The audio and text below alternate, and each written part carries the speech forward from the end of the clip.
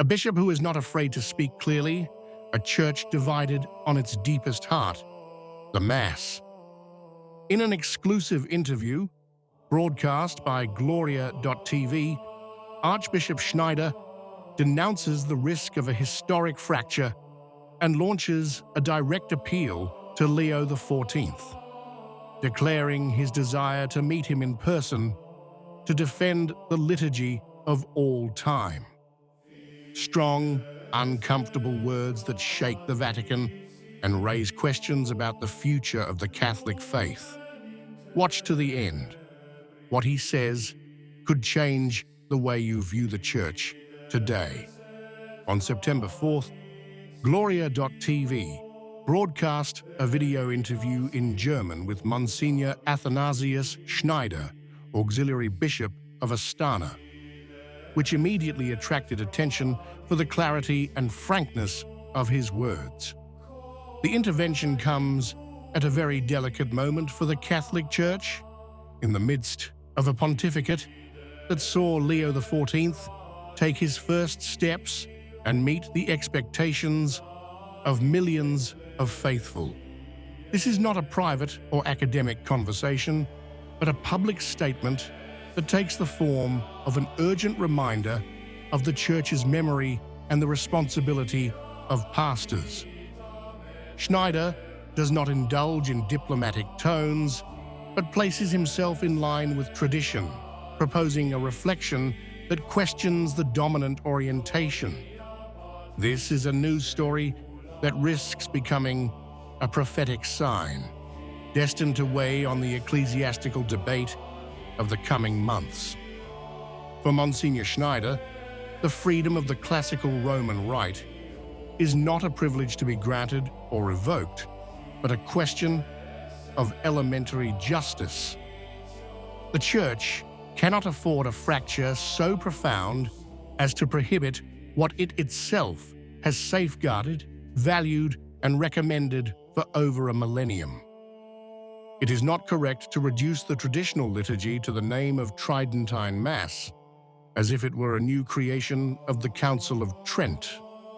The missals from before and after that council are substantially identical, with minimal changes relating to the feasts of saints or some readings. The example of Innocent III, who already in the 12th century wrote a famous commentary on the ordinary of the Mass, confirms the millenary continuity of a liturgy that does not arise from a laboratory, but from the very heart of the Church. To question this form is to question the living memory of the Catholic faith. For this reason, Schneider does not speak in the abstract, but with the explicit desire to address Leo XIV, directly to underline the gravity of the moment and the need to defend a treasure that does not belong to individual currents, but to the entire universal Church. According to Schneider, if the liturgy is limited to the forms established by Pope Francis, it inevitably ends up appearing suspect, almost as if it were the bearer of a hidden defect or an intrinsic vice. Such suspicion generates confusion among the faithful and undermines trust in the Church itself, as if what for centuries has been a source of holiness has suddenly become a problem to be repressed. This is why Schneider insists on the importance of cardinals and bishops having the courage to bring this concern directly to the Pope, without fear or political calculations. The goal is not to fuel controversy, but to reiterate that liturgical continuity is a vital condition for the credibility of the Church itself. Monsignor freely admits that he desires a personal dialogue with Leo XIV, so that the idea that the traditional Mass is an outdated remnant does not prevail, but rather that its function as the root and guarantee of unity in the faith is understood. The beginning of Leo XIV's pontificate, Schneider observes, left a positive impression thanks to small but significant gestures. The use of traditional papal vestments, the blessing imparted in Latin, the absence of narcissistic references to his own person. These signs have given many faithful renewed hope for a return to a more sober and spiritual style of the Petrine ministry. However, initial optimism is not enough. High-ranking prelates linked to ambiguous views, or even those contrary to Catholic tradition, continue to occupy positions of power in the Vatican. For Schneider, the Pope's real challenge is not so much symbolic, but concrete, to choose his collaborators with prudence and scrupulousness.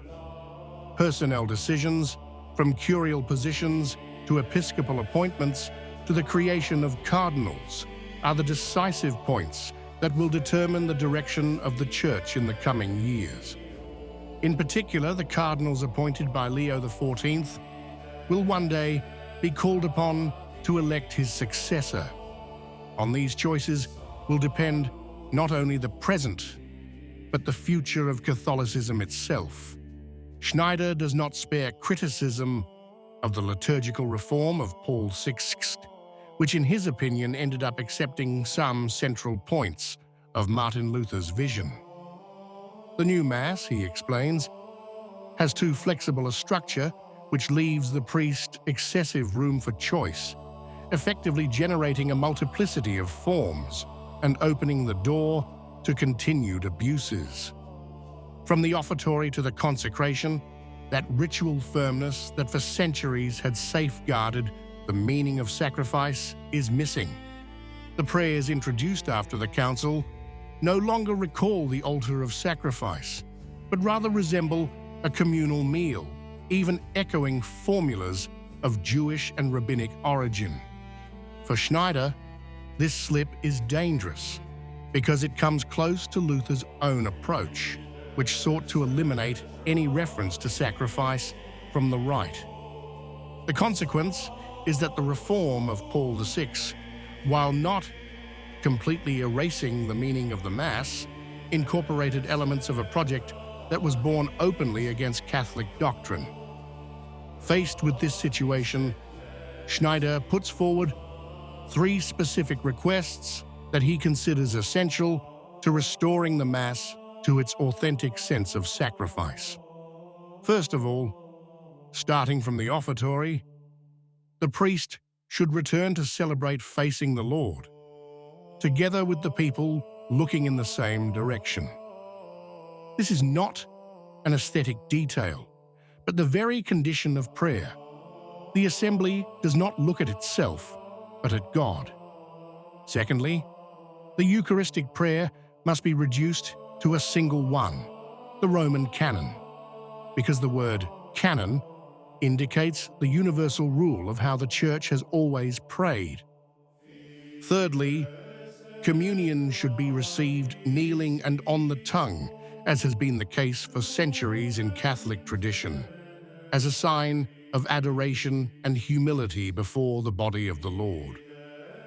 Added to this is the need to replace the new offertory prayers with the traditional ones, since the former reduce the Mass to a fraternal meal and not a redemptive sacrifice.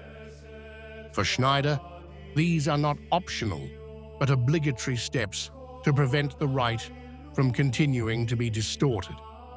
In conclusion, Monsignor Schneider's interview, broadcast on Gloria.tv, clearly identifies the challenge facing Leo XIV to defend the Church's tradition with courageous choices that are faithful to its mission. Symbolic gestures will not decide the future, but firmness in appointments and in the preservation of the liturgy. The legacy the Pope leaves and the very direction of Catholicism in the coming years will depend on these decisions. What do you think? If you liked the video, comment, Amen. God bless you.